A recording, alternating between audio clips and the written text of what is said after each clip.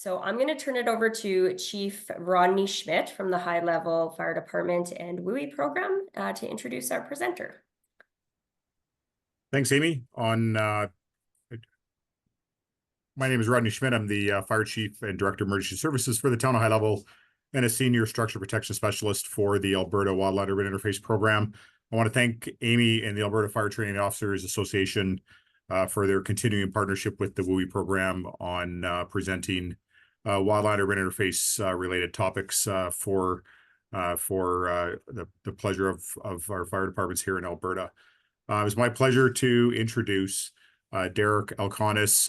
Derek is a research program manager for the Fire Safety Research Institute, a part of UL Research Institutes that manages the implementation of organizational initiatives related to firefighter health and safety, and spearheads FSRI's efforts in addressing wildland urban interface, including the recent analysis of the Maui wildfires. Prior to joining FSRI, Derek served 31 years with the Los Angeles County Fire Department, most recently as the Assistant Fire Chief in charge of the Air and Wildland Fire Division. During his tenure with LA County, he helped establish the department as a leader in Fireground safety and fire service wellness and fitness. As a firm proponent of training, he's developed and implemented innovative programs supporting Fireground tactics, survival, and firefighter health. We've been chatting with Derek for the last several minutes here, and we've got a great presentation this evening for everybody online. So thank you for attending tonight, and we're really looking forward to Derek's presentation. So I'll hand it over to Derek and take it from there. All right, thank you. Appreciate it, Rodney. And thank you for inviting me to this training session. And basically what I'm going to present is some of our latest research in the WUI space. And this includes a kind of a wide variety of things that we're interested in. And some of it is in the process of being published. Some of it is still in the process of being executed experimentally. So we'll have a chance to look at it, and you can anticipate, like, where would this information be helpful to you as a firefighter? And that's kind of my role within the Institute, is I look at the research and I attempt to find, like, what's the application for firefighters or the public? Where is it best positioned for codes and standards? And in this case, if I'm talking to a bunch of firefighters, I'm hoping you guys can see some of the application here with what you do as firefighters. So let me go ahead and share my screen. I'll start, let's see. There it is.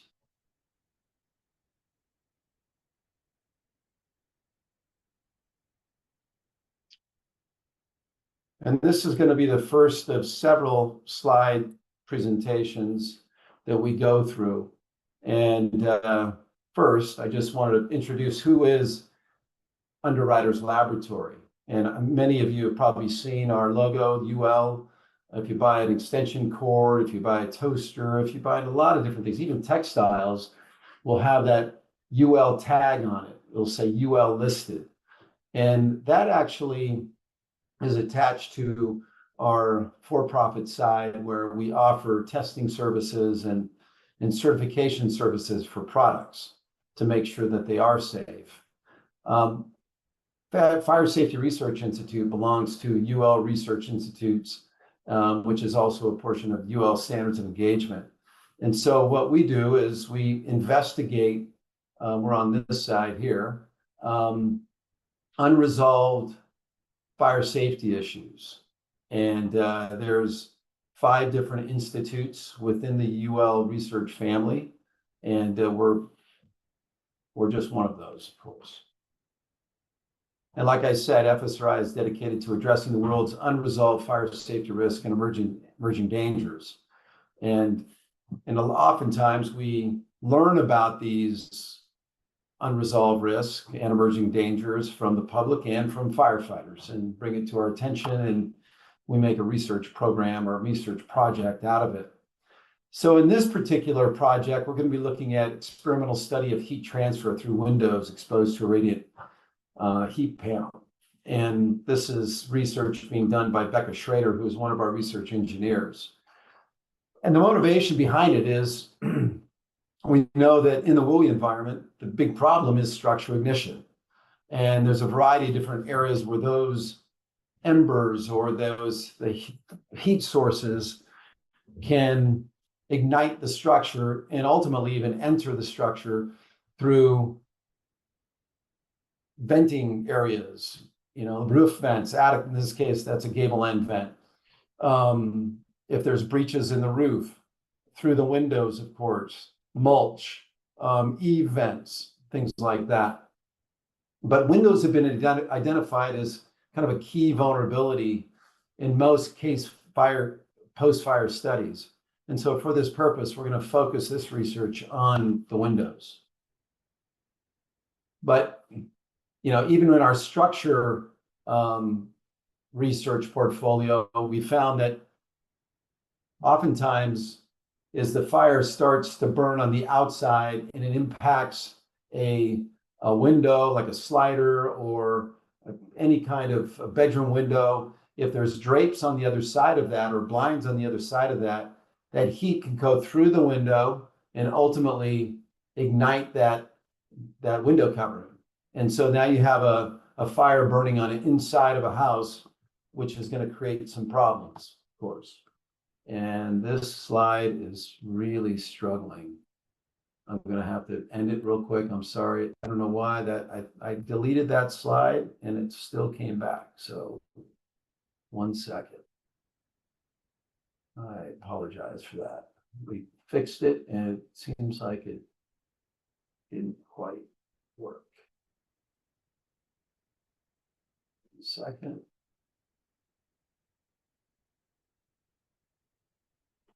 Leave that slide. Okay. We'll get that back up.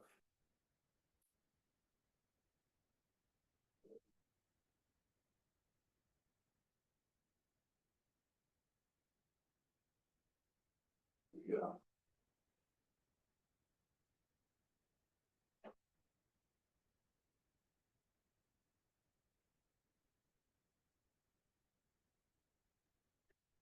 So like I was mentioning, I mean, you have these, in this case, these are blinds, but you can have draperies, a variety of things that are draped over the window to block sun or what have you. But you think about the heat source coming from the outside and go through the window, ultimately heat up that combustible material, whatever kind of fabric it might be, and ultimately start an interior structure fire that will eventually run out of fuel, oxygen, and once the a door is opened or a window is opened, now you've got a bigger problem.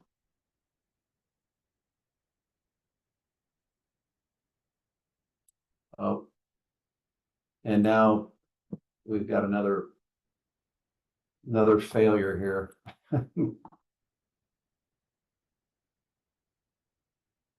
If somebody can you hear me? Yeah, I can hear you. Okay, because I'm not seeing my screen anymore. Oh. Do you need to just end share and share again? Yeah, well, I can't even, Or nothing's you even can't showing here, up on my screen. I can cancel it. Just hold on. So I might have to get out and come back in. Okay. Typical, right? This never happens usually. I apologize. That's okay. You know what? I don't know what's, let's see, hold on. If I drop off, I'm going to come right back on. Okay. And he's gone. Sorry, guys, the joys of technology, I guess. No matter how many times you do a practice run, something always has to go different at the time.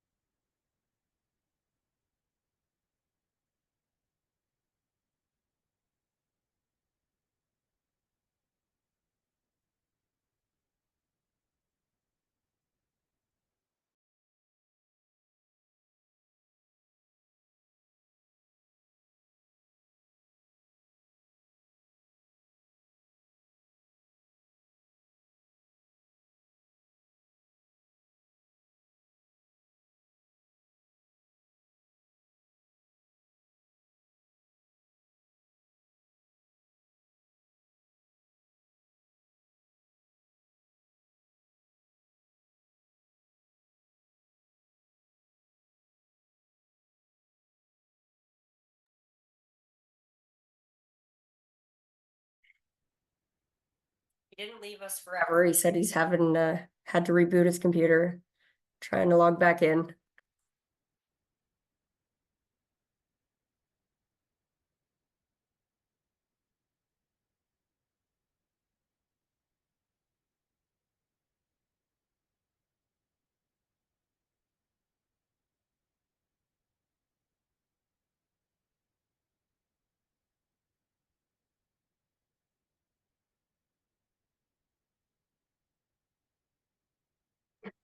Hey, Amy, can you hear me?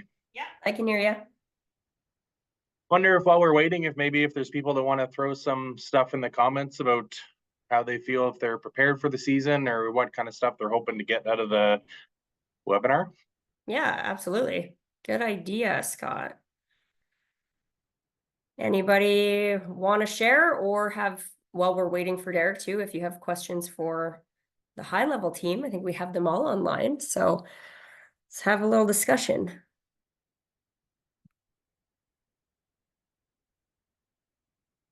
Or not.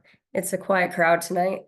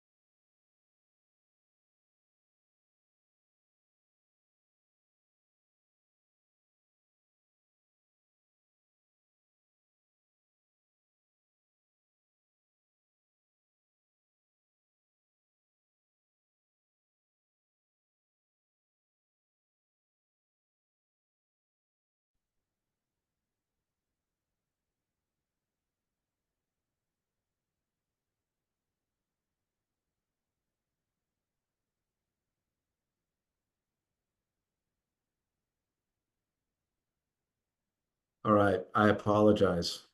Not sure what happened there, but let's go back into the presentation.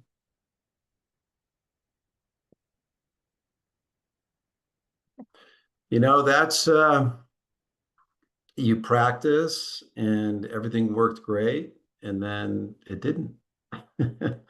So sometimes it happens. But let's get back into the let me go here. Okay.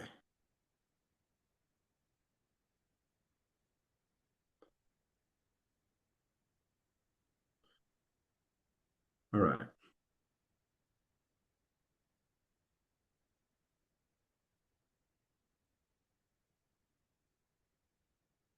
Sorry about that, Alberta. It's Totally okay. apologize. It happens. It's part of Okay, so the purpose of this study is to look at windows. And if windows are a vulnerable area where embers can get in, or where it's not as much as embers, but it's really about the heat that's generated from a source fire, which could be a bush on fire, it could be an adjacent home, whatever it might be. But that energy that comes from that heat source is going to make its way through that window and potentially ignite the window covering. So we want to find out how much energy gets through the window. And we all know that there's different types of windows. So we want to look at those different types of windows and how much energy flows through it. And then also we want to look at the failure of the windows and what types of windows typically fail faster than others. And so the experiment is you put this 10-inch by 10-inch, or it's around 10 inches or so, square, and you put a window in it, and it's different types of windows. So in some cases, just plain annealed glass. So this is your typical glass you would buy from a shop, and if you were making a clubhouse or something, that's what you would buy, right? Or buy perhaps the tempered glass, which if it breaks into many little pieces. So that would be like your safety glass, of course, glass that would appear in showers, bathrooms, those sort of things. And then you have double pane. So you have 2 panes of plain glass, and the gap would be air. And then you have a double paned window with tempered glass on one side and air on the other side. So 2 different types of panes. I'm sorry, both tempered, and with air in between those tempered pieces of glass. And you would also have a low emissivity coating on there to prevent the ultraviolet light from coming in. And then you have argon-filled dual pane tempered glass. Now this right here represents the different heat fluxes that we're going to expose those pieces of glass to. We're going to start with 10 kilowatts per meter squared, 20, and then go up to 20 kilowatts per meter squared. And in some cases, we'll go from 10 all the way to 50.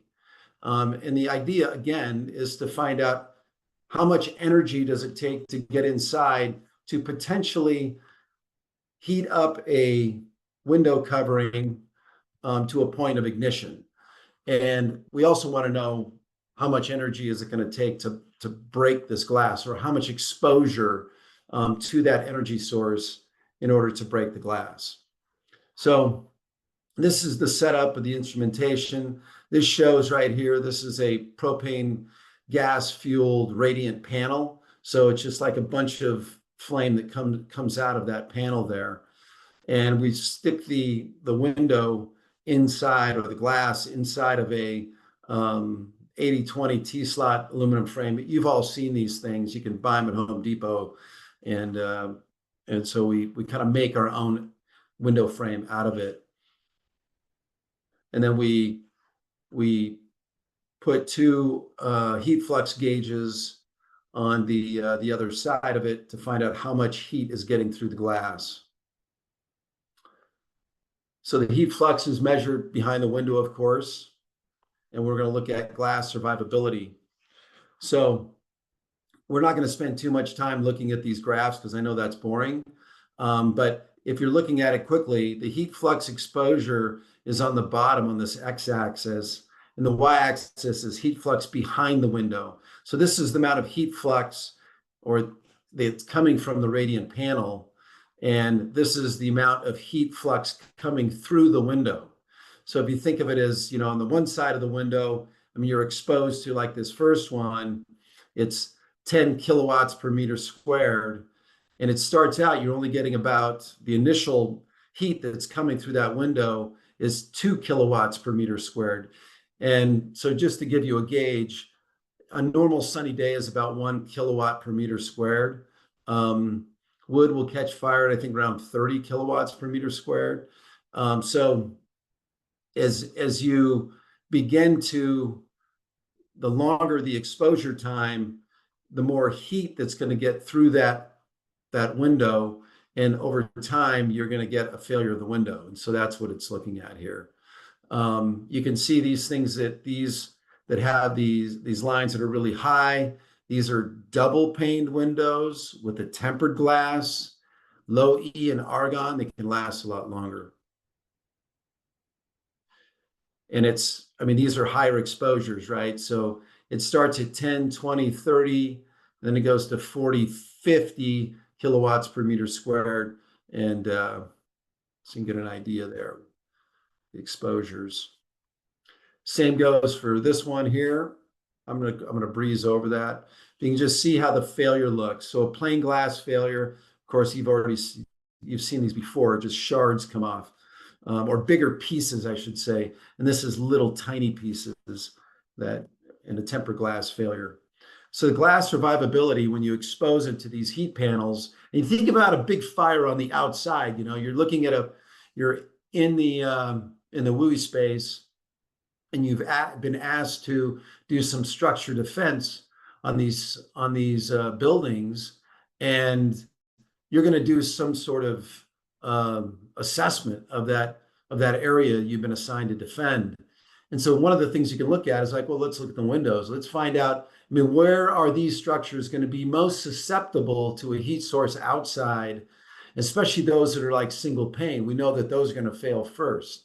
So if you got a big old bush on the outside of it that is dry and could potentially be a source of where embers can embed themselves and eventually ignite that bush, which then would expose that window and possibly breach that window, get it on the inside and start to burn the window coverings and other things, that's something you can act on. You can chop the bush down and prepare that space. So that's the idea here, is that, as you can see, glass survivability, if you did 4 replicates at 10 kilowatts per meter squared, 0 survive with single pane. If you increase the amount of energy exposure, so it's just a bigger flame, right? It's just going to be hotter. Obviously, you're going to take out more windows are going to fail as it gets hotter. So now it's single with tempered glass. You can see at 10 kilowatts per meter squared, 4 out of 4 survive. That's pretty good. Excellent. So you can just kind of read this down through it and see that the survival, especially when you get double low E tempered with argon filled, even at 30 kilowatts per meter squared, 4 out of 4 survive.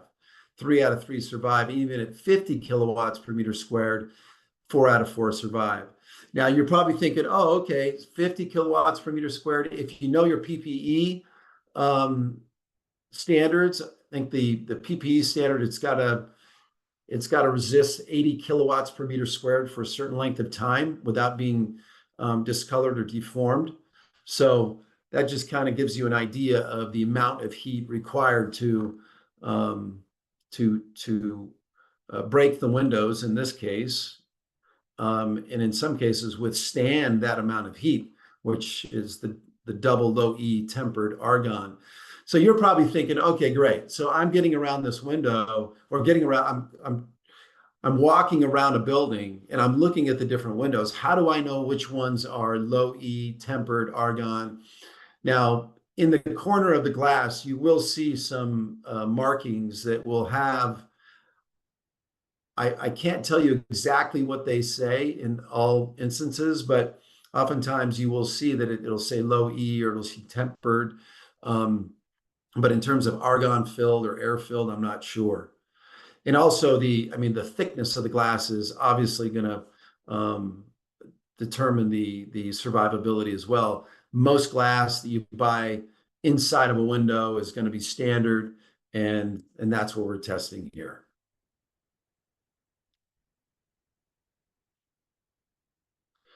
So for potential for remote interior ignition, what we're talking about is the different types of window coverings. So in this graph, you see this dotted line here comes right across the graph, which means it will ignite at around 7 to 13 kilowatts per meter squared. So if you have that amount of energy coming through the window, you'll get this smoldering effect of a polyurethane foam, which some of these materials are made out of that. So, and that's the first line here. So it's lined up at around 7 kilowatts per meter squared on this y-axis. And then you can look up here and you can see, okay, single pane. This is how much energy it's going to be resisting. And in some cases, at 10 kilowatts per meter squared. And and so on and so forth. So you see that in some cases, the remote interior ignition is going to happen because the amount of energy coming through these types of windows is going to exceed 7 kilowatts per meter squared, which means it's going to ignite or at least start to smolder this polyurethane foam and eventually ignite. So then we add another type of wood. In this case, it's going to be a wood product. It's another combustible window covering, which could be like a shutter on the inside, but it's a maple plywood of some sort. And it's going to smolder around 7.5 kilowatts per meter squared. So we'll stick it right there. You can just see, you know, what's going to be able to get through in terms of energy to potentially ignite that product. And then I add a towel. That's at around 13.5 to 14.5. You can see, I mean, the your single tempered glass is right in there, so on. And then a blanket.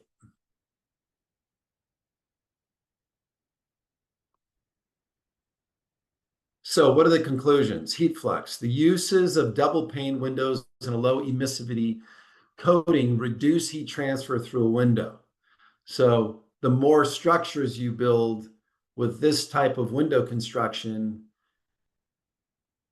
the more resistant you have to exterior heat sources from entering that structure and igniting those window coverings.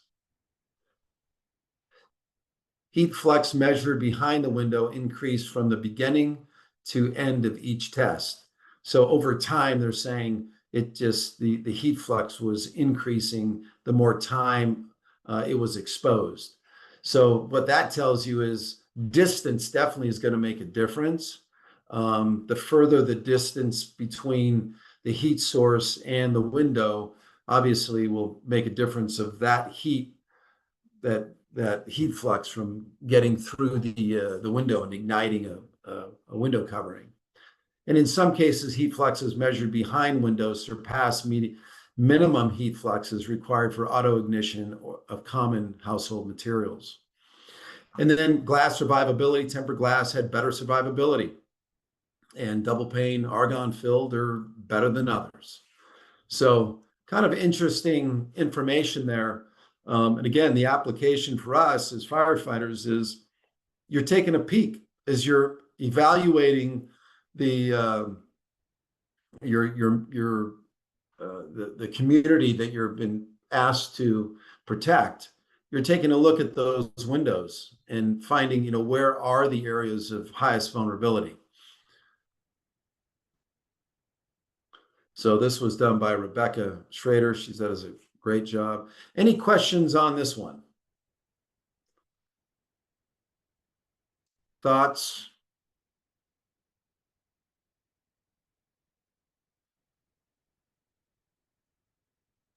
Just a quiet crowd tonight.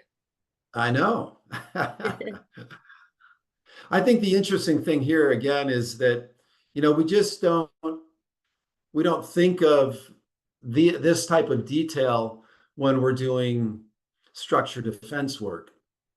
And when we're a part of a structure defense group, and we're going into a community, we're not evaluating, okay, let's check out the windows. Let's see if, you know, where the dual pane windows and the single pane windows are, and where we have a chance to defend these structures more based on the vulnerabilities that are exposed in these windows. So hopefully that'll give you a little more knowledge there. So let me go to my next slide presentation here. Okay. 1 second.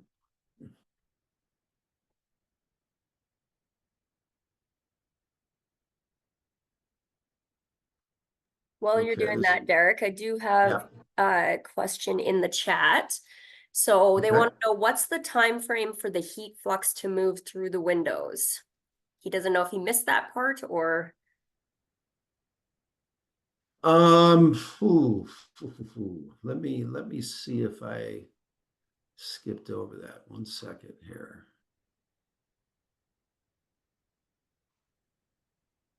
I want to give you an accurate time. If she has it here. And she doesn't have the time variable identified on the slide. But I can text her and see if I can get that for you. I don't want to, I can't remember it offhand, but I'll see if I can find it. It's a good question. Sounds Any other good. questions? Okay. All right, let's go to the next one.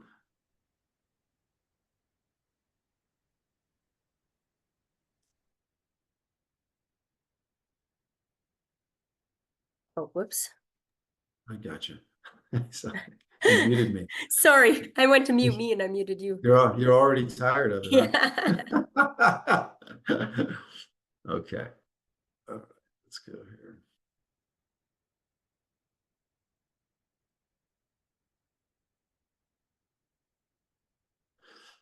All right, this is one of our research engineers, Joe Willie, and so he's taken the windows a step further.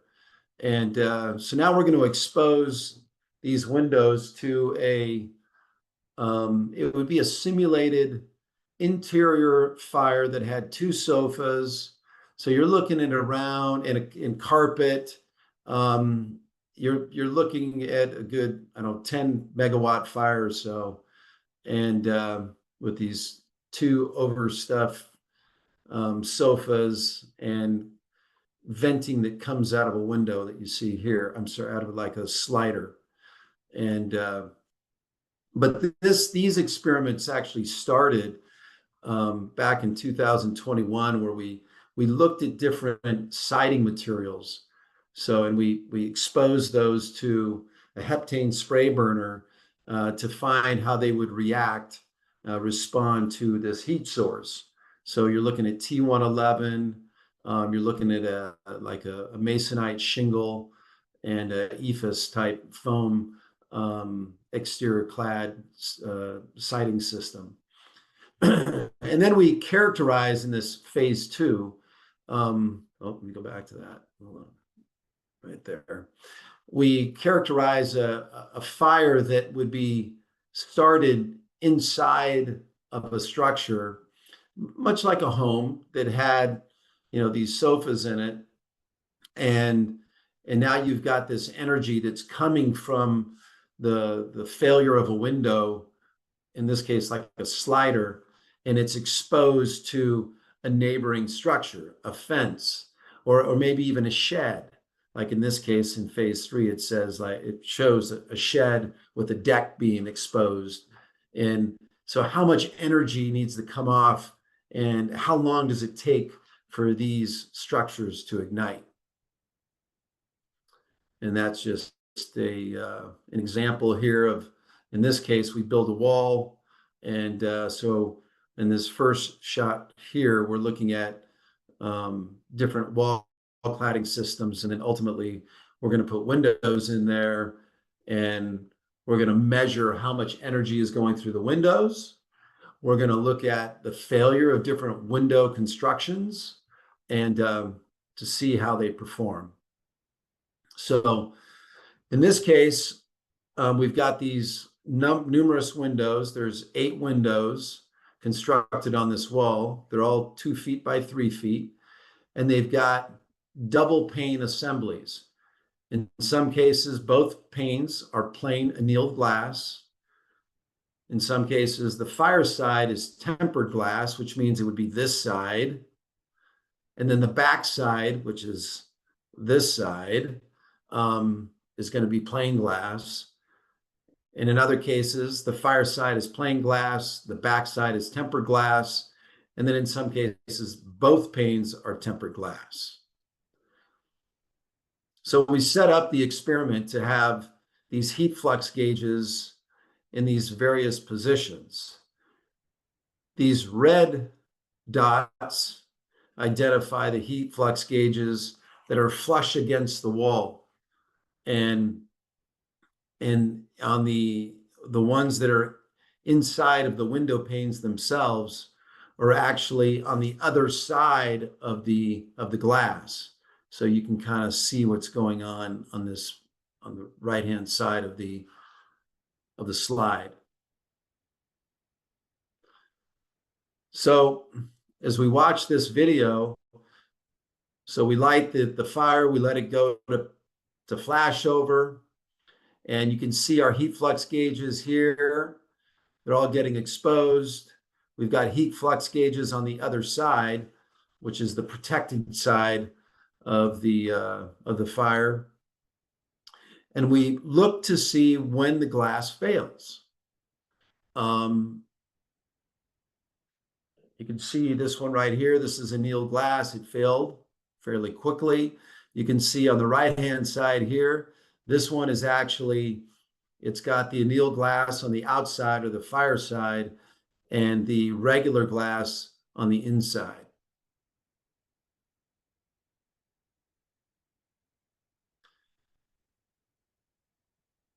So this is the survival probability on the y-axis, and this is on the x-axis is the time relative to flashover or the time to failure. So if it says 100, that means all 100% of the windows were good to go. They all survived. Okay. When of course, when the fire was just starting, as the fire gets rolling and it's just beyond flashover, you can see in this case where you have a fire on the fire side, you have the window that's on the fire side is going to be failing it just after flashover. 0 denotes flashover. And so the same goes with the blue. On the fire side, that window, because these are all dual pane windows,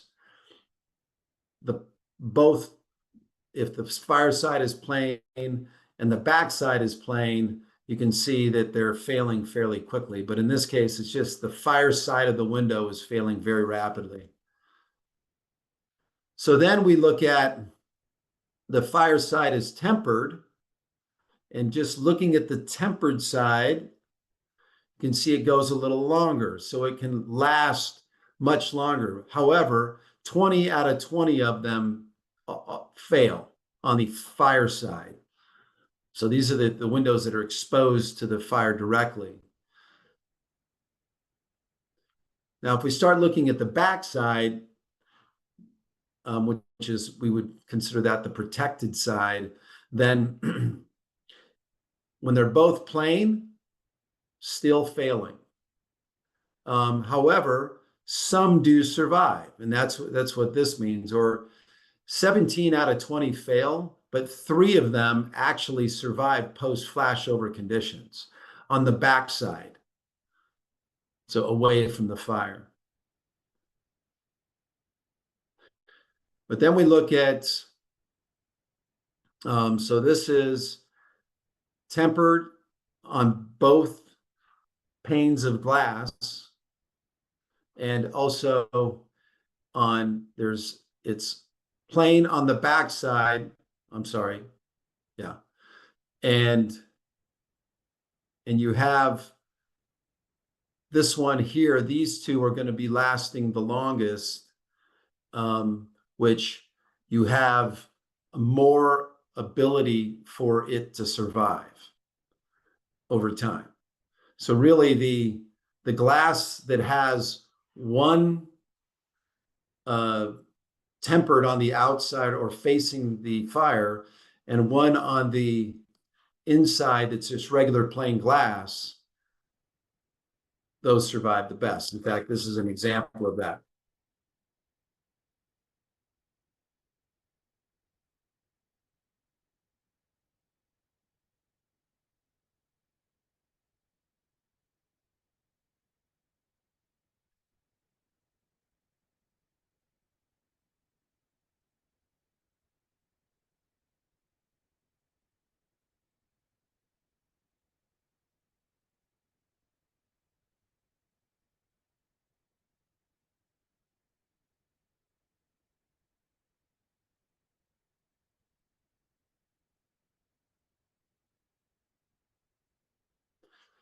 So this one on the right, the plane is on the fire side. I hope I said that right before. And the temper's on the back side. That is the best configuration, at least as far as we can tell, where it resists the heat flux the best.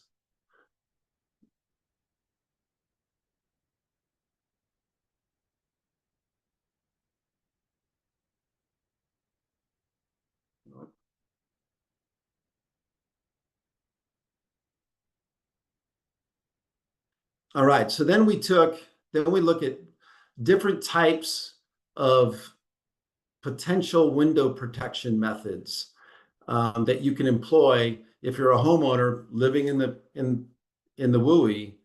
Is there a way that you can protect your windows from being exposed to these heat sources that exist out there without replacing the window? Is there something you could buy at Home Depot, for example, that would protect it? So same test setup here. But we focused on 6 types of protection methods. And you can see conducted 10 experiments at 6 foot, 10 foot, 14 separation from the heat source, which is the same heat source we've been using in other window experiments, which is the 2 sofas, the carpet in that room. So on these, the different window protection methods. Those are just regular windows that are unprotected. And then you have cement backer board, one on the left, and plywood on the right. You can see the cost associated with protecting the window, or the cost of the material. This is a carbon fiber blanket on the left and a foil back fiberglass blanket on the right, which is pretty expensive, $37 to cover that window. And then you have an intumescent mesh, which I'm not sure if you guys have them in Canada, but in California, the power poles, and now they're doing it in Lahaina too.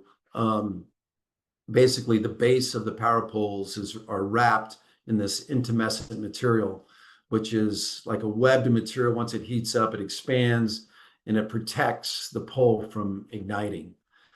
So stainless steel mesh is very expensive. It's $60, which is the one on the right.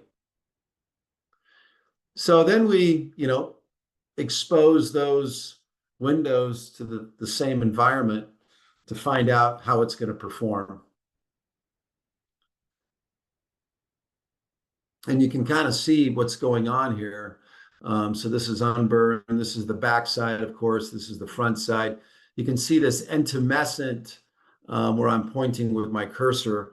Looks like it performed fairly well, as did this here. And then we move to window frames. So what kind of window frames perform the best and when exposed to this amount of heat? These are the costs of the different windows: vinyl, fiberglass, aluminum, and wood. And you're probably thinking, oh, I bet you, aluminum should perform best, or maybe wood. But well, let's see. So we expose it to the same heat source. We do 11 experiments, 10 feet, 14, 18 feet spans from the heat source. And then we run the video, and you can kind of see for yourself how they do. And so, the videos that we take are really important because we want to see where the failure happens.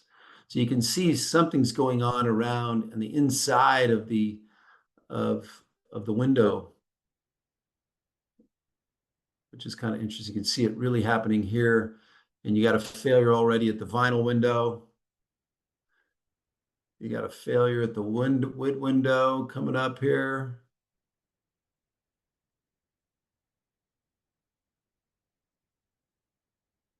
Aluminum windows doing pretty well. Fiberglass window performing well. You can see your vinyl window just disintegrates. Finally got some failure of the window here. The fiberglass. Let's see, this is annealed glass. I'm sorry, a tempered glass. Okay. But even with all this, I mean, you really have to deconstruct the windows to find out where the failure points are. You can see these plastic pieces that are inside of these windows. Definitely, you saw them begin to expand and kind of come out of the inside of the window frame, which is definitely a failure point. And there's different areas too of the windows that we're finding that lend themselves to rapid failure. Once those little pieces fail, then the whole window fails. So those are construction features that we're getting back to the manufacturers so they can perhaps strengthen those.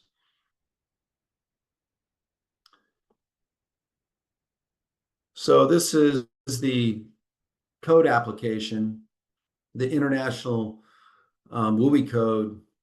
It mentions tempered glass or multi-layered glazed panels or glass block or 20-minute fire resistant rating in windows. And so it doesn't mention like which window, which piece of glass you should have where is the best position. The same goes for NFPA 1140 and Chapter 7A of the California Building Code. And if you want to learn more about this information, you can go ahead and take a picture of that. And so the question, I guess, for us is, you know, what is the application? We talked a lot about Windows so far, but just like to get your input, like where do you see this applying in what you do as firefighters? Or maybe you are part of the prevention side of the house. And so any comments on that? I don't know if there's any comments out there, but I got a couple questions that people have asked here, Derek. So the first one is from Dennis from Bashaw. He says that they calculated that argon gas doesn't expand until around 750 degrees Celsius. And he wants to know if that sounds right to you. Ooh, wow. 750 degrees Celsius? Yeah. Do you know what that is? That's way out there. I don't know.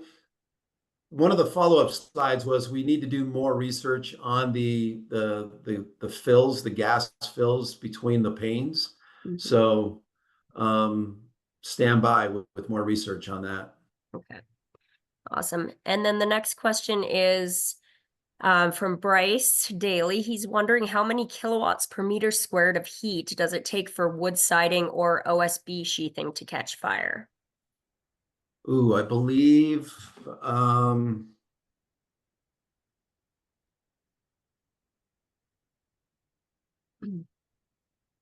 you're playing Stump the Chump now.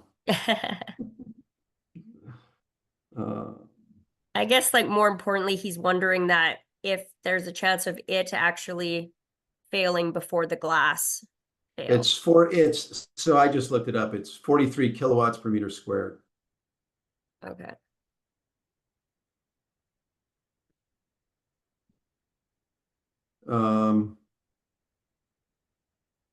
Let's see. I was going to say 30 to 50, and I'm looking at some stuff here, and it's about that. Yeah, 53. Yeah, so it's approximately 50 kilowatts per meter squared or so.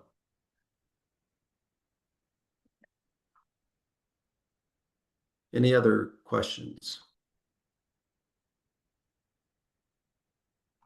All right, we can go to the next one.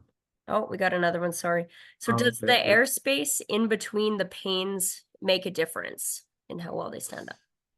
Yeah, so that's another piece of research that we don't understand yet. I mean, we haven't tested everything in between the panes. I mean, what we're demonstrating is that there is a resistance to heat flux based on the type of glass configuration that you have and whether or not it's filled with argon or it has a low emissivity coating on it. That's all we know. In terms of the expansion of the gases inside, we haven't done testing on that yet. So that's just an area where we need to explore still. Okay. Awesome. Yeah. Thanks. All right, let's go to the next one. Let's see.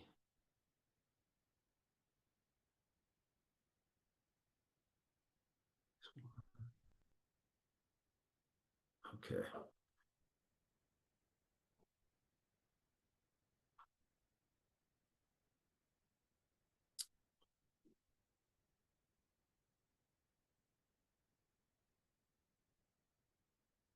Okay.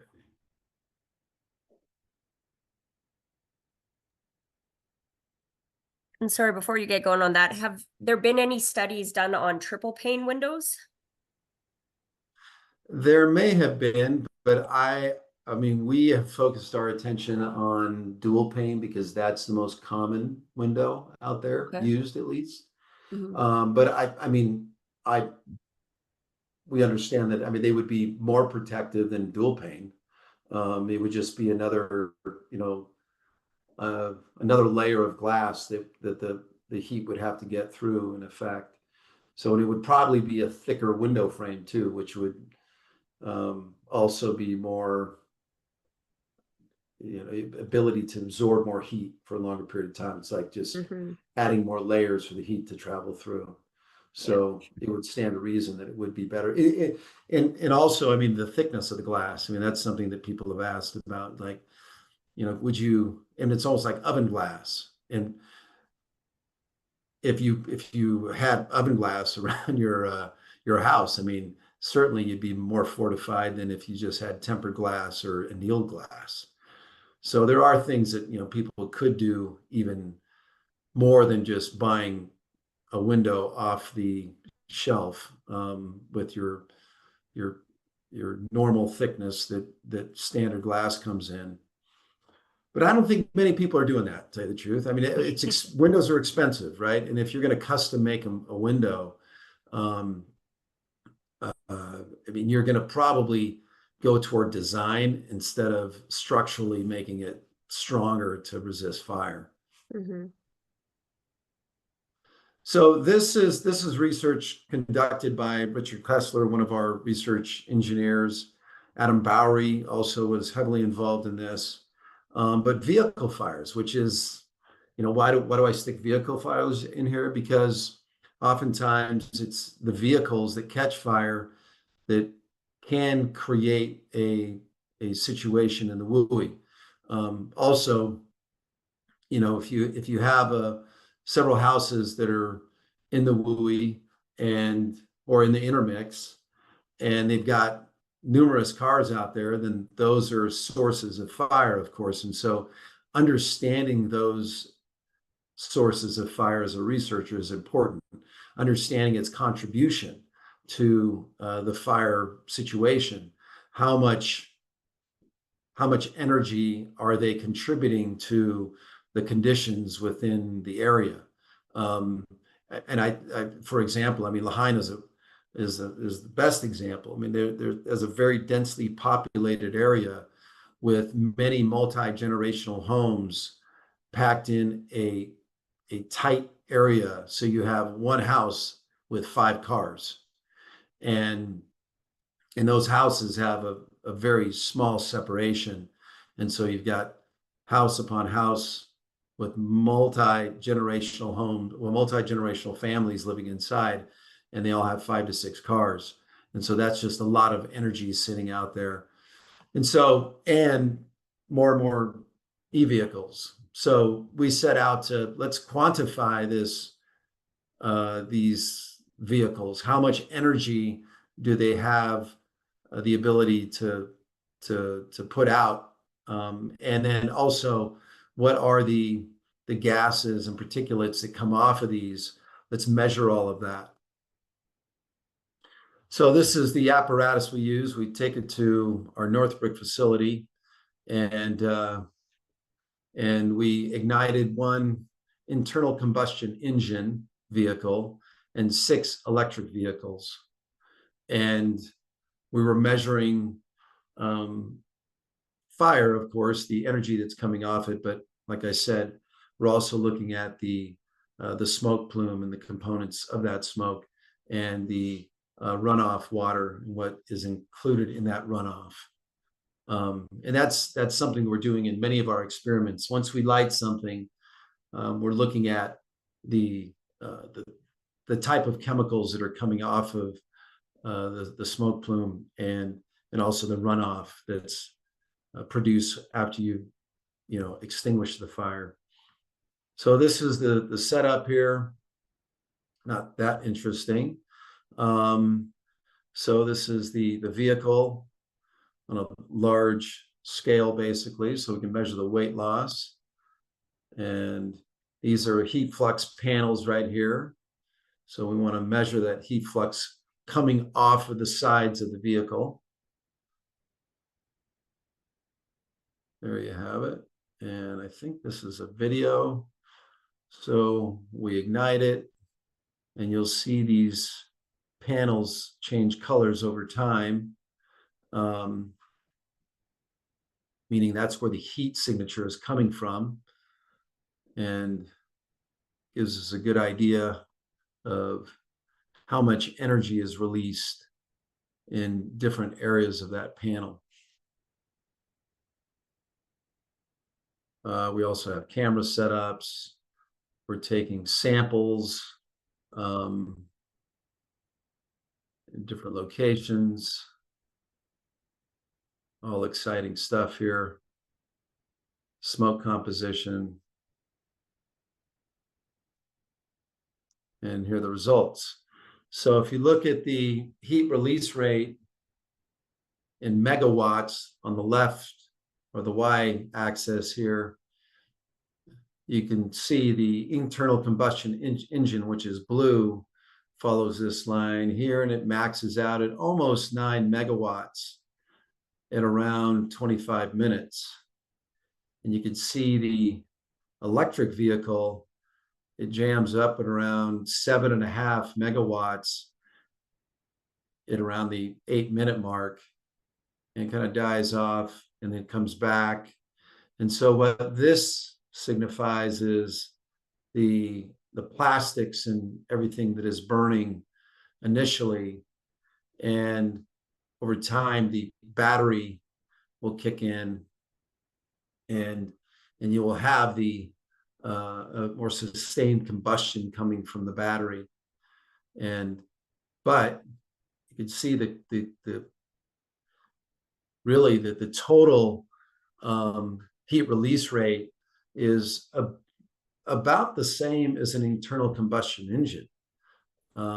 So I mean, that was something that many folks thought, well, okay, an electric vehicle is going to emit much more energy once it's burning. At least it appears so. But what you're really seeing is a lot of the plastics burning, and then a longer sustained combustion burning of that battery.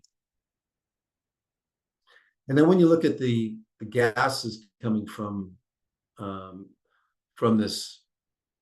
both types of vehicles, you can see the internal combustion engine. This is, this was the dosage was so small it wasn't, because you have 1 microgram total mass was the limits of the exposure, but this was less than that. So some of these things just don't get read. But in an electric vehicle, you can see there's some of these values are very high. Nickel, for example, look at manganese, lithium, of course, cobalt, interesting, all things that are coming from the battery. So those are your sampling times. So we let these things burn for a long time in order to gather all this data. You see the total mass loss is interesting too.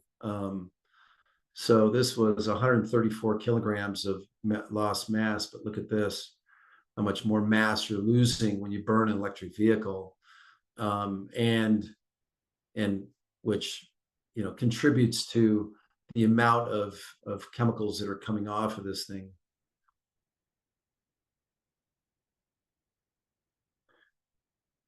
So in terms of hydrogen fluoride and fluoride particulates, you can see the values here for an electric vehicle, and an internal combustion engine on the bottom here.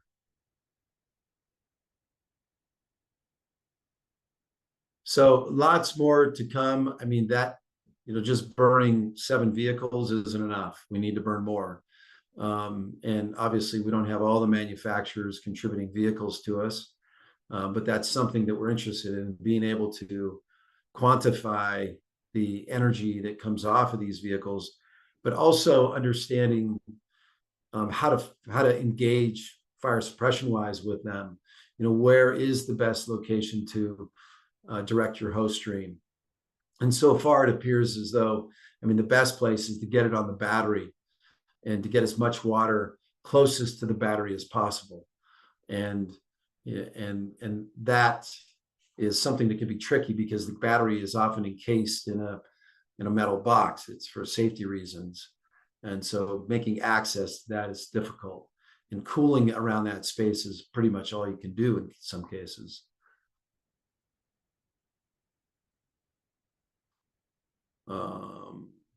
There you go. All right. Any questions on vehicles?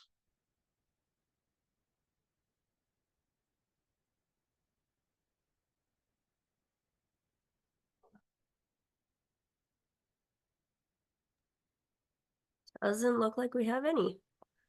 Okay, that's all right. I was surprised when I went to Lahaina how many electric vehicles there were, and how many energy backup systems, you know, energy storage systems in garages. Yeah. In some areas, I mean, I would say the majority of the homes had them with, you know, solar panels, with Tesla battery walls, sometimes multiple Tesla battery walls, either on the inside of the garage, on the outside of the wall. And there was other type of battery system as well. It wasn't only Tesla, but it was interesting to see how many there were. Okay. For sure. I think like where I live, it's probably one of the more conservative areas of the province as well. And there's like they're popping up all over the place here. And we got power banks installed outside of the fire station, and there's like staff on the department and stuff that drive electrical vehicles. They're getting really popular. Okay. So let's go to Lahaina.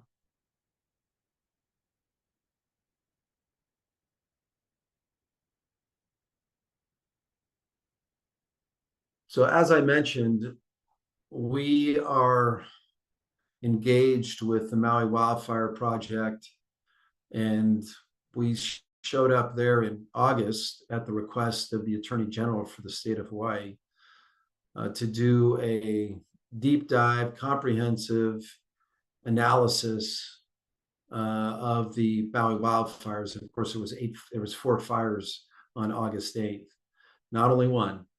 This was the most devastating, the one in Lahaina, but there were others, and I'll kind of briefly go through those. But I'm restricted to only sharing what we've shared publicly so far. So I'm going to stop short of analyzing anything and just report on the facts. And basically what that consists of, the facts at least, is we were required to produce a phase 1 report, which is a comprehensive timeline of what went on in terms of preparations and response to the Maui wildfires, but more specifically to the afternoon fire in Lahaina, because there was actually 2 fires in Lahaina.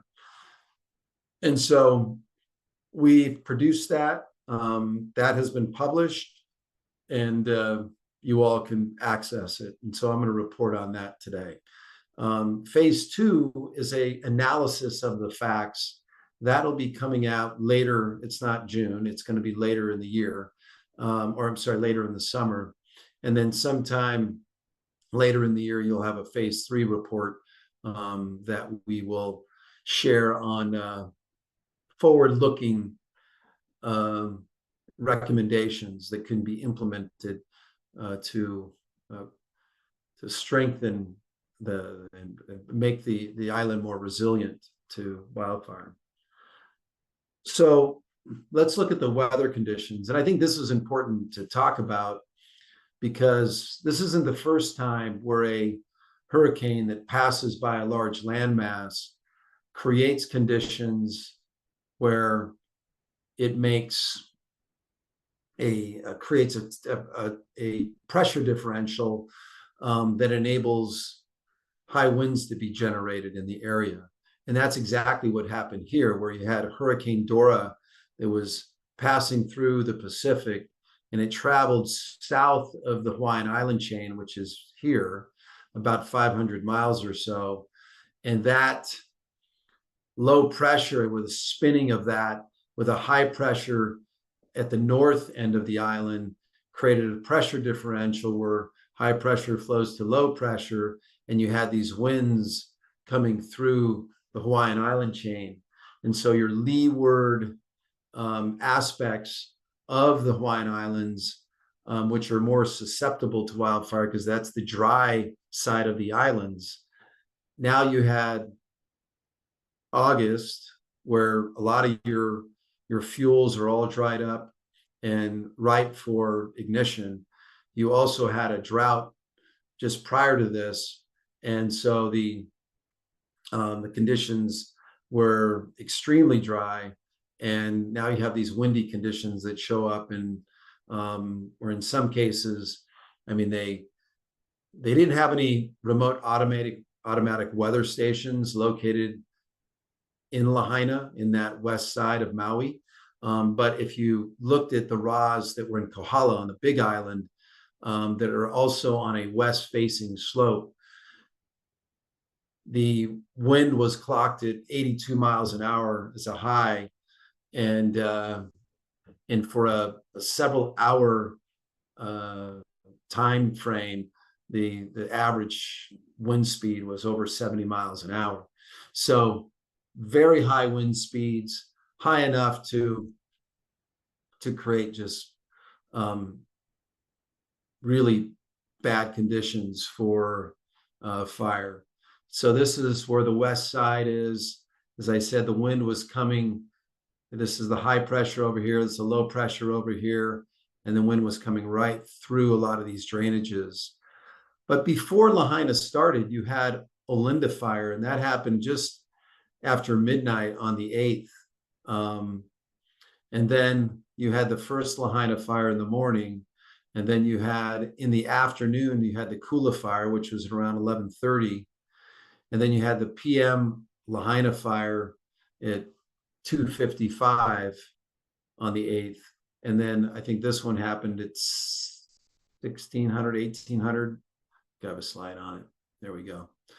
Yeah, so the first fire was Olinda. And then you had the first Lahaina fire at 6:35. And they were working on that, knocked that down. Kula fire. And then the next Lahaina fire, and then the Pulehu Kihei fire.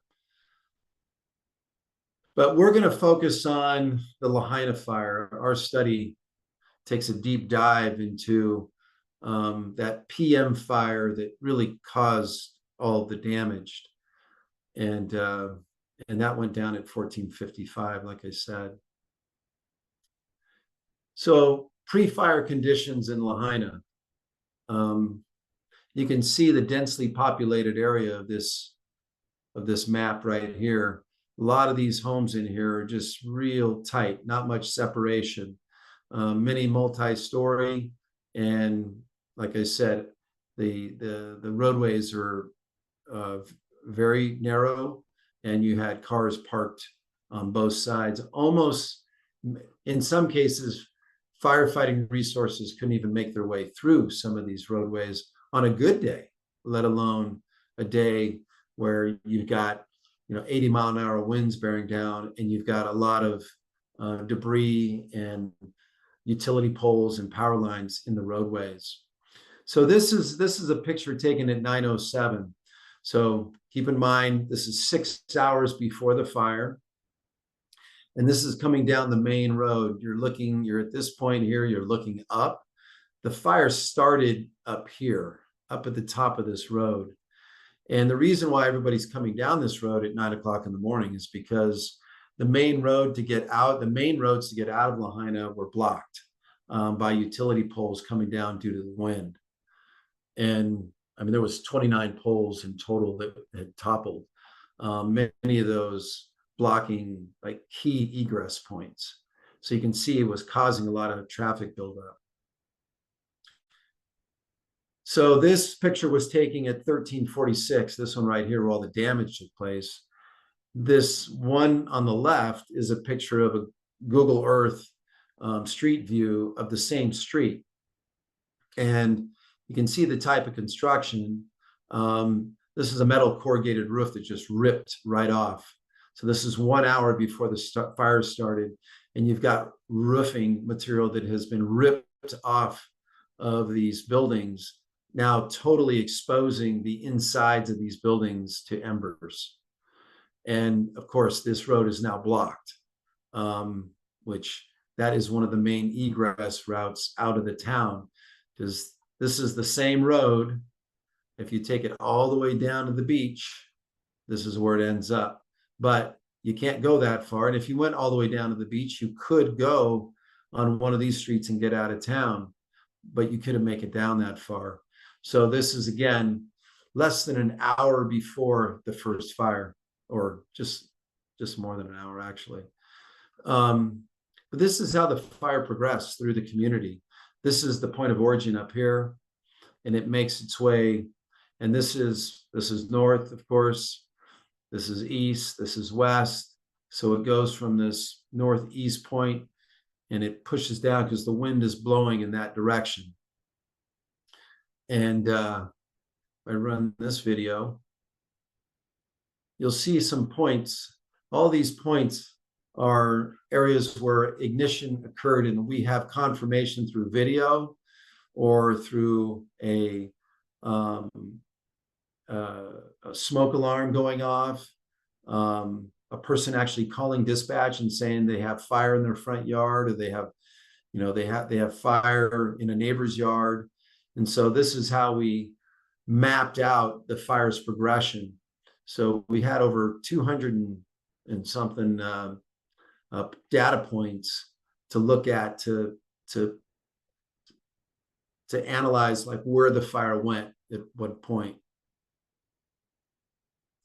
So if you zoom in a little bit more, you can kind of see where the fire made its way. And so a lot of people ask, like, how long did it take to get to the coast? And it's just sort of like a mile and a half or so from this point to that point. And it took roughly about just short of 2 hours to get to the first point along the coastline. But it took some time for the fire really to make its way and to grow to a point where people are actually making their way inside of the Pacific Ocean just to escape the fire. This is another shot. These are all taken from the report. So this is 1814. This is 3 hours after the fire started. This big white building here was an apartment complex. You can see the views from this roadway. And again, the fire started right up here where my cursor is and went to the west. Same way here. This building ended up catching fire. You can see it's kind of outside of the ember cast, and that's why you can see it. But as wind shifted and other things started to burn, ultimately, this building caught fire and no longer exists. So this, in order to put this together, I mean, we had to grab a lot of different forms of data. And it started with the prevention side and understanding the weather and getting the weather information from the National Weather Service, as well as getting all of the alerts that went out from the Maui Emergency Management Agency, the fire department, and all the evacuation notices and information from Hawaiian Electric. Did numerous citizen resident interviews to capture their stories and to really understand what went on, to piece the incident together, which ultimately was all put into a timeline which consists of around 12,000 records, and that's only for less than a 24-hour period. These 12,000 lines in this report. And that's all I have.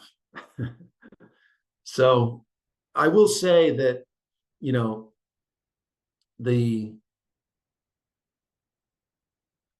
you study these kind of catastrophic disasters where there's so much loss of life and so much loss, period, and trauma, it really makes you want to get it perfectly right for these people. For them to understand what went on, it's important that we capture the facts and we tell the story accurately. And so in terms of understanding the fire's progression, I mean, we have 3 engineers on that, looking at images, both pre-fire and during the fire and post-fire. We took 360 video and high def still imagery of all of the standing structures, the structures that survived, that might have some damage, but nonetheless, they're still standing. And the reason for taking all those images is to find where the vulnerabilities are so we can inform our future research. And we also want to understand fire suppression efforts. And, you know, where did the fire suppression make a difference, both from the professionals, the Maui Fire Department, which did an amazing job, and also the citizens that stayed behind and were on hose lines. I mean, there's several cases where we found, you know, garden hoses that were laid out around the structure. There was 55-gallon drums with 5-gallon buckets around where they were throwing buckets of water on the fire to save their properties. In some cases, it must have worked because the fires, in some cases, the structure is still standing. You know, all of those things have to be analyzed further, but I will say that, you know, the devastating effects of wildfire on a tropical island community is something that we never imagined, and nobody anticipated something like this. However, with the invasive fuels that they have in their vegetation, with these weather systems that we're getting due to climate change, we now see it as a real threat, everybody. And there's a lot of things that need to happen to make the communities like this more resilient. And that's what we intend to do, is to identify those recommendations and so they can move forward with those. But I think we're ready for questions.